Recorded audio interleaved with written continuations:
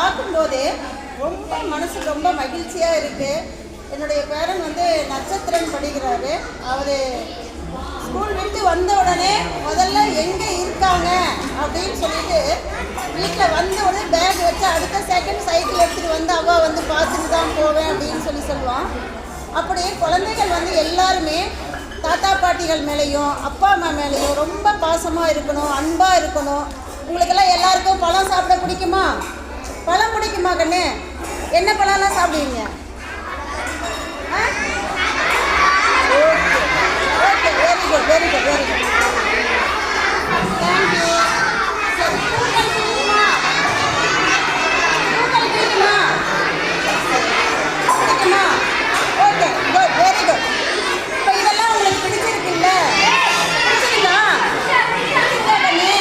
இதெல்லாம் வேணும் அம்மா கேட்டுக்கு. கேக் வாங்கினா நம்ம ஆசையாக சாப்பிட்றோமா?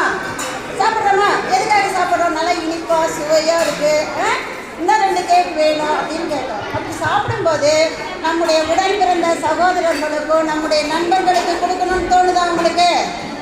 வீட்டில் அம்மா செய்தாங்கன்னா என்னுடைய ஃப்ரெண்டுக்கு கொடுங்க அப்படின்னு கொஞ்சம் எடுத்து பேக்கில் எடுத்து வச்சுக்கிறீங்களா? எடுத்து வச்சுக்கிறீங்களா கண்ணே? கொடுக்கணும் இல்லையா? நம்ம உணவு கொடுக்குறாங்க அப்படின்னா நம்ம நண்பர்களோட என்ன பண்ணணும்? எல்லாம் ஒற்றுமையாக இருக்கணும். அதே சமயத்தில் நான் ஏன் சொன்னேன் உங்களுக்கு பூக்கள் பிடிக்குமா பழங்கள் பிடிக்குமான்னு கேட்டேன். பாகற்காய் யாருக்காவது பிடிக்குமா? பிடிக்காதா? ஏன் கண்ணு பிடிக்காது? கொஞ்சம் பேருக்கு தான் பிடிக்குமா? மற்றவங்களுக்குலாம் பிடிக்காதா? ஏன் கண்ணு பிடிக்காது?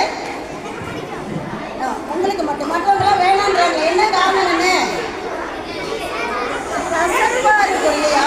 அதனால தான் பிடிக்காதுன்னு இருக்கேன். ஓகே, சரி. ஏன் சொல்கிறேன் அப்படின்னா நம்ம வீட்டில் சரி, ஸ்கூல்லையும் சரி, நம்ம நண்பர்களோட பேசும்போது சரி, வீட்டில் நம்முடைய சகோதரனோடவோ சகோதரியோடவோ அல்லது பெற்றோர்கள் யார்கிட்டையும் பேசும்போது இனிமையான சொற்களை மட்டுமே பேசணும்.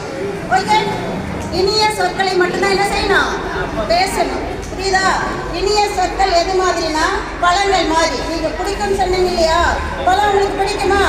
அதுதான் நம்முடைய தமிழ் இலக்கியங்களில் பார்த்தீங்கன்னா திருக்குறள்ல வள்ளுவர் சொல்றாரு,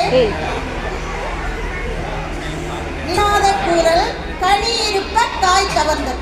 இனிய உணவாக இன்னாத கூறல் கனி இருப்ப காய் கவர்ந்தது.